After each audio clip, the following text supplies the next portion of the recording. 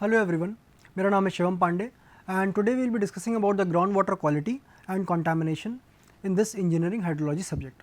तो चलिए हम स्टार्ट करते हैं पहले ग्राउंड वाटर क्वालिटी से। इसमें ग्राउंड वाटर क्वालिटी की यदि हम बात करें so that is the requirement for the portable purposes, क्योंकि हम ग्राउंड वाटर की जब हम बात कर रहे हैं तो it can be used in several applications. Okay, ये आपका पीने के लिए इस्तेमाल होगा, ये इरिगेशन के लिए इस्तेमाल होगा and for certain other uses. So ground water quality has to be maintained as with respect to the surface water. तो यदि हम बात करें तो artificial deterioration in the quality of the ground water is known as the pollution of ground water. चलिए pollution हो जाए, चलिए वो तो एक बार को ठीक है, but pollution which is hazardous to human health is called as contamination, because pollution may और may not pose any problem, but this contamination will certainly pose a health hazard to that person। और यही pollution जब ज़्यादा amount में हो जाए तो that can also be causing the deterioration of the human health। Quality is based on the usage, because आपका कौन सा किस प्रकार का यूज़ है पानी का, that is dependent on the quality, but it should satisfy the physical, chemical and biological water quality parameters। यदि आप बात कर रहे हैं किसकी, यदि आप बात कर रहे हैं ड्रिंकिंग वाटर की, और आई वुड से कि जो आप घरों में पानी डोमेस्टिक सप्लाईज़ के लिए यूज़ करते हैं, यदि आप उसकी बात कर रहे हैं तो you have to satisfy these 3 parameters, that is the physical, chemical and biological water quality parameters. और ये पैरामीटर्स आप एनवायरमेंटल इंजीनियरिंग में देखते हैं। Let us not talk about the contamination of the ground water, कितने प्रकार के होते हैं। तो यदि हम बात करेंगे पहले बेस्ड ऑन जियोमेट्री, तो this is of 2 types, that is the point sources and second is the non-point sources। the point sources में यदि हम बात करें, it can happen due to the light non-aqueous phase liquids or due to the dense non-aqueous phase liquids। जब हम light non-aqueous phase liquid की बात करते हैं तो that is the petroleum product। तो यहाँ पे देखिएगा क्या है, non-aqueous, तो पानी तो नहीं है वो, यानी कि जब हम ऑयल की बात कर रहे हैं, okay, you are talking about the oil. So what happens, this oil and the water, these will not mix together। So when this oil is released into the water, let's say this is the ground water, ये ground level है, ये water table है, तो let's say किसी भी कारणवश ये oil यहाँ पे सीप कर जाता है। Now this oil will be forming a layer on this water table, on this water। अब जब आप पानी को एक्सट्रैक्ट करेंगे तो this water will be containing what, this oil also and then the water also, so that water is called as the contaminated water. Alright, तो this oil is getting stuck on this layer. ऐसे ही कुछ dense non aqueous phase liquids होते हैं। अब ये non aqueous phase मतलब क्या हुआ, ऑयल एक अलग फेज में है और वाटर एक अलग फेज में है, दोनों मिक्स नहीं कर रहे हैं। ऐसे ही यहाँ पे भी होता है, दिस इज डेंस वन। अब डेंस के एग्जांपल यदि आप देखिए तो ड्राई क्लीनिंग पॉल्यूटेंट्स हो सकते हैं जो ड्राई क्लीनिंग में यूज़ होते हैं। Second is the automobile and the aviation pollutants. Third is the electric circuit board pollutants. तो ये कुछ एग्जांपल्स हैं जो कि यहाँ पे आपको देखने को मिलते हैं। एक और है this thing, this is the B here, this is the C, this is due to the inorganics and different other particles. These are the point sources. यदि आप नॉन पॉइंट सोर्सेज की बात करें, नॉन पॉइंट सोर्सेज मतलब क्या हुआ कि कहीं एक पॉइंट से नहीं निकल रहा है, वो कहीं से भी आ सकता है और उसका एरियल डिस्ट्रीब्यूशन है या वॉल्यूमेट्रिक डिस्ट्रीब्यूशन है, तो उसको हम बोल देते हैं नॉन पॉइंट सोर्सेज। तो these are diffused in that area. हम एक पॉइंट से नहीं बता सकते कि हाँ भाई इसी पॉइंट से वो पॉल्यूटेंट निकल के आ रहा है। सो दीज आर डिफ्यूज्ड और distributed sources of the ground water pollution. So you have seen in point sources there are 3 major disruptors and this non point sources में भी कुछ डिफ्यूज्ड पॉल्यूटेंट्स होते हैं। What are the based on source contaminants? Due to municipal sources, the contamination can occur. Due to industrial sources, due to agricultural sources, and due to some other sources apart from these 3 terms. तो based on source, these are there. चलिए हम एक एक करके इस sources के बारे में उसके classification के हिसाब से हम बात करते हैं। Due to the municipal sources, there are 3 types. First is the sewer leakage, आपको mainly देखने को मिलेगा, liquid waste देखने को मिलेगा और solid waste देखने को मिलेगा, और इन्हीं से ground water pollution can occur. अच्छा, let us see them one by one here. Sewer leakage क्यों हो सकता है? Sewer leakage is caused due to following. First is the poor workmanship, defective sewer pipe, third is the damage by tree roots, damage by earthquakes, damage by heavy load soil, sorry heavy load और soil slippage. तो ये जो तीन आप यहाँ पे देख सकते हैं, ये जो डैमेजेस हो रहे हैं, these can cause the sewer leakage. Actual में कुछ नहीं हुआ, but due to the natural causes these have been caused. Fifth is this other point, that is differential settlement. एक साइड पे कुछ ज़्यादा सेटलमेंट हो गया, एक साइड पे कम सेटलमेंट हुआ, so that is the differential settlement. Then the last point is this loss of foundation support. तो इन सभी कारणों की वजह से सीवर लीकेज हो सकता है। यदि सीवर लीकेज करेगा, so it can also affect the groundwater supply, okay, the groundwater table, but it can also affect the nearby pipes which are carrying the water for your drinking purposes. इसीलिए आप हमेशा देखिए तो ground water की यदि आप बात करते हैं तो that is at a lower level, ये आपका ग्राउंड वाटर टेबल है। एंड यदि हम बात करें क्रॉस सेक्शन की, तो this is the let's say sewer pipe, okay, at a distance of let's say h, okay, और एक कैपिटल H डिस्टेंस पे what happens, you are placing another pipe that is for the water supply। तो water supply हमेशा एक higher elevation पे, ground level के तो नीचे ही होगा, दिस ग्राउंड लेवल के तो नीचे ही होगा, but water supply ground level के जस्ट नीचे होगा, उसके नीचे हमेशा आप सीवर प्रोवाइड करते हैं। क्यों? क्योंकि यदि सीवर का कोई भी पानी डिस्चार्ज किया तो ये वाटर सप्लाई में ना पहुंच जाए।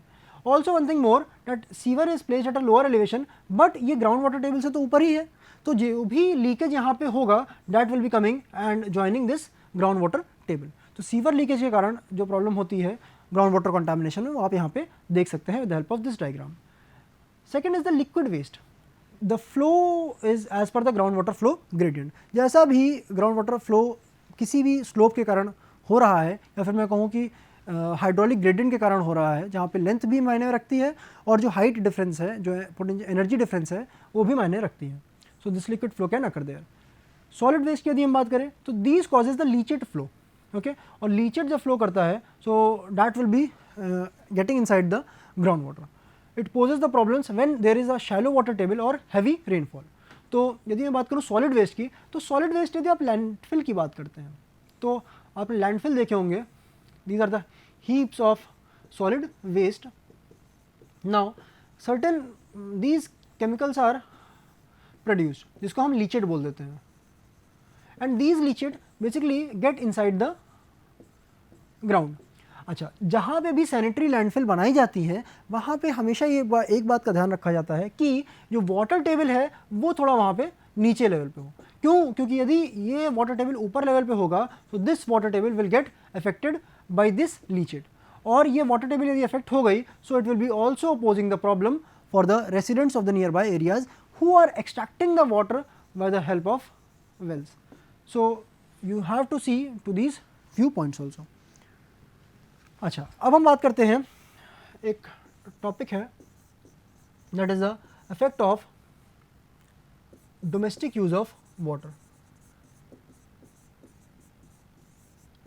नाउ इसमें यदि हम बात करें तो किस तरीके से ये पानी यूज़ होता है, तो इसमें सबसे पहले आप देखिएगा there is some inside use of this domestic water, और कुछ ऐसा हो सकता है जो आउटसाइड यूज़ होगा।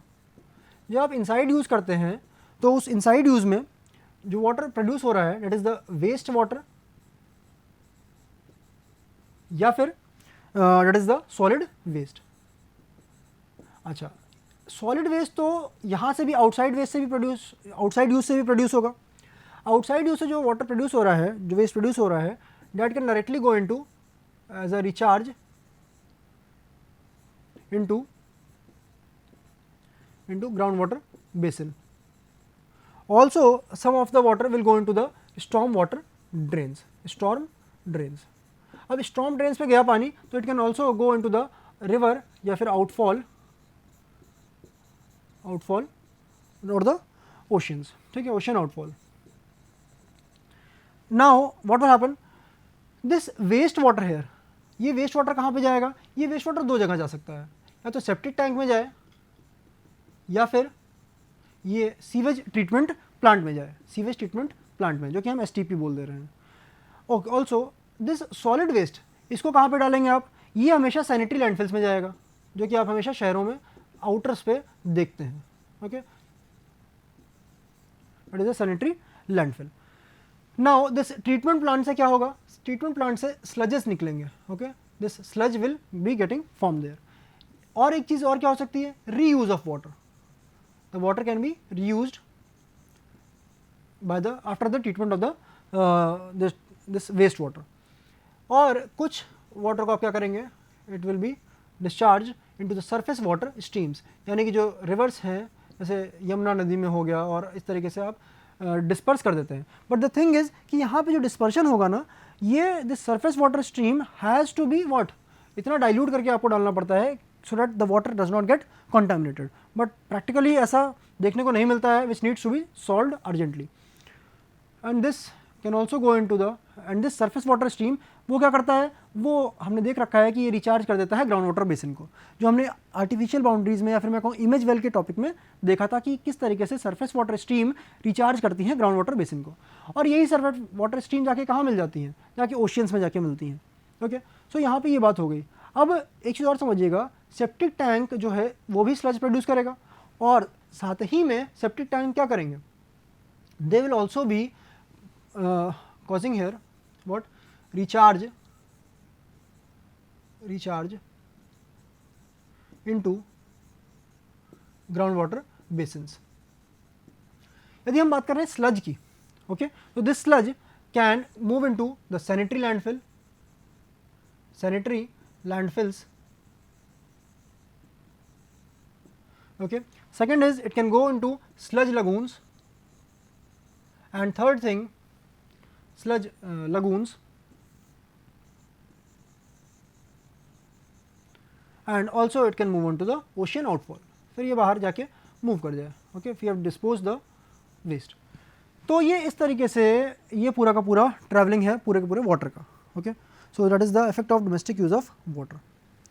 Now let us talk about the ground water pollution due to the industrial sources. तो इसमें लिक्विड फ्लो होगा, okay, tank and pipeline leakage के द्वारा हो सकता है ground water pollution, waste from the mining activities, oil field brines. So these are the few ways by this the industrial sources can cause the ground water pollution.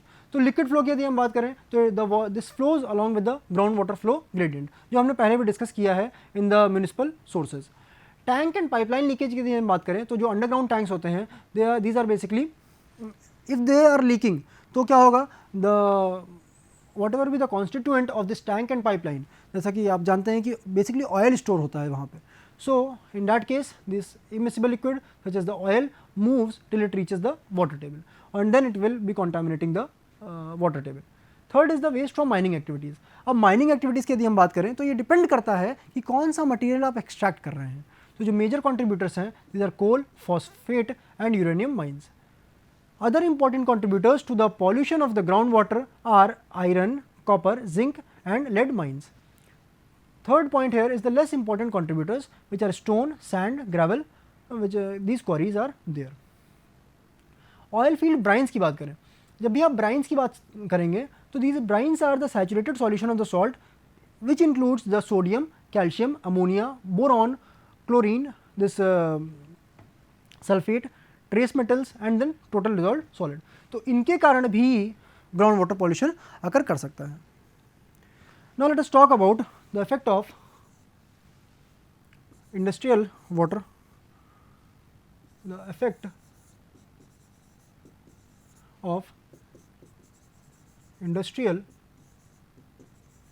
Use of the water.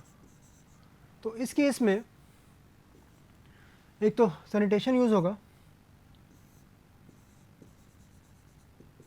sanitation use, other is the manufacturing and the processing use. Okay. So, during the manufacturing and processing the water is being used, and the third is the cooling use, क्योंकि आप जानते हैं cooling purposes के लिए भी water is being used. Okay. So, these will be producing, these three processes will be producing the industrial waste. Now, what will happen? This industrial waste is being further divided into what? Non-reclaimable wastewater,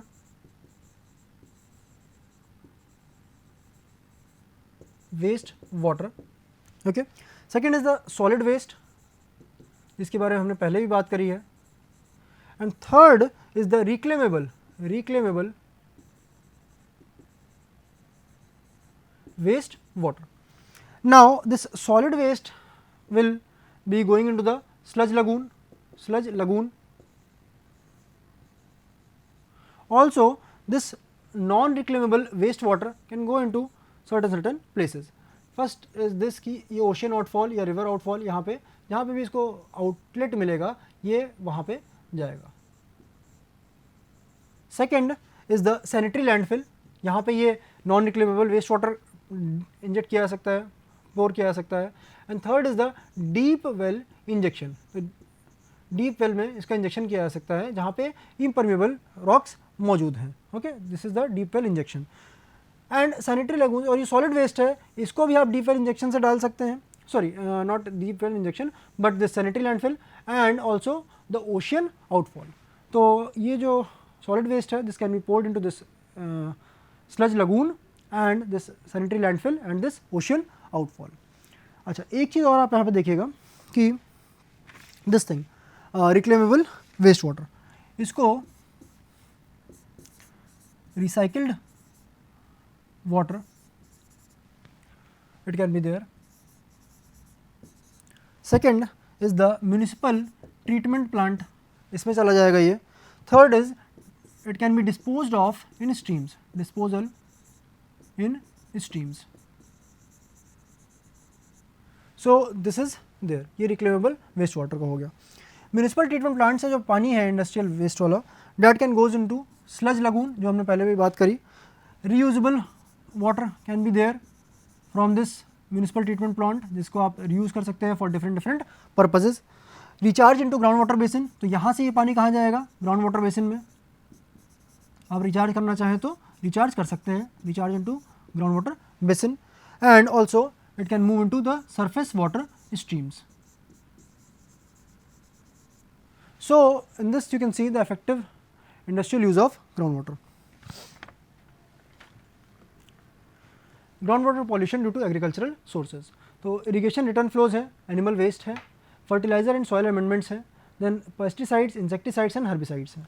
So these are the problematic areas for the groundwater pollution due to the agricultural sources. तो irrigation return flows, these will be causing the increase in salinity. Animal waste की यदि हम बात करें तो animal waste small amount में तो कोई दिक्कत नहीं करेगा, but animal waste when it is in large quantity, जो कि आप देखते हैं डेयरी में या फिर अदर मीट प्रोड्यूसिंग इंडस्ट्रीज़ में, तो वहाँ पे when large number of animals in are placed in a limited area, then large amount of waste is deposited on the ground. And this ground is basically not lined ground, okay, वो मिट्टी वाला कच्चा ground होता है. And it results in the ground water pollution in the form of salt, organic load and bacteria. Alright, so this can also be causing the problem in the groundwater pollution. Fertilizer and soil amendments. So when you are talking about this fertilizer, so fertilizers usually leach through the soil to the water table, and fertilizer NPK, इसमें N का सबसे major proportion होता है. Phosphate और ये this K value, this is not causing a, potassium is not causing a problem. Nitrogen is a primary pollutant. Soil amendment consists of the application of lime, gypsum, sulfur to modify the soil properties, eventually leach into groundwater and increase the salinity. Pesticide, insecticides and herbicides, these are toxic even in small quantities. They increase the toxicity of the groundwater and they reduce the potability. So these are the problematic areas due to the agricultural sources. यदि हम बात करें इसमें कि effect of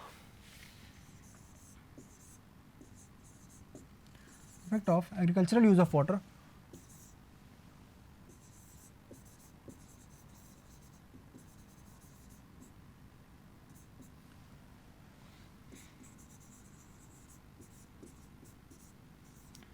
तो इस case में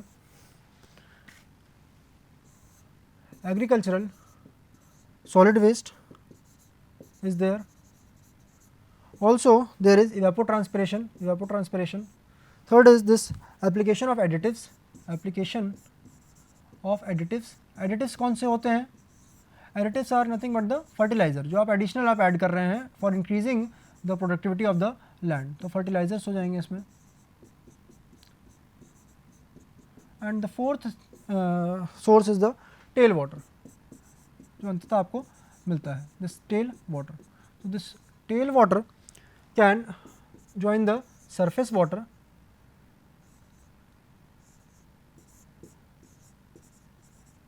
and eventually it will move into the ocean outfall. So this can be the one process. This application of additives से क्या होगा, this changes the soil zone. So changes in the soil zone occur due to this application of the fertilizer. इसीलिए आपसे कहा जाता है कि manures should also be added. Next is this result in the groundwater percolation. All right. Also this can also result in groundwater percolation. Evapotranspiration में क्या होता है, there are soil reactions.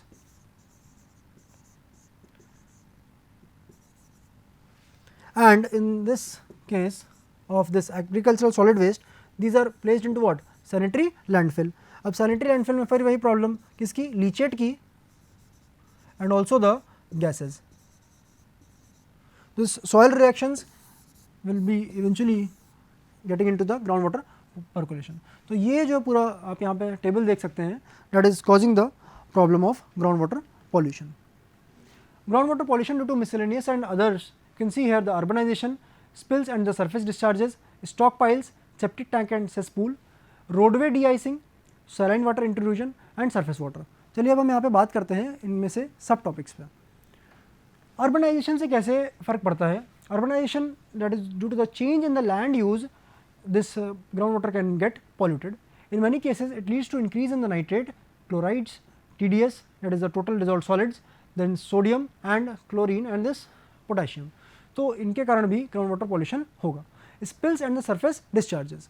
In this case the unregulated discharge of the liquids leads to deterioration of the groundwater and that is the major problem in the cities, okay, or I would say the chemical or the industrial areas.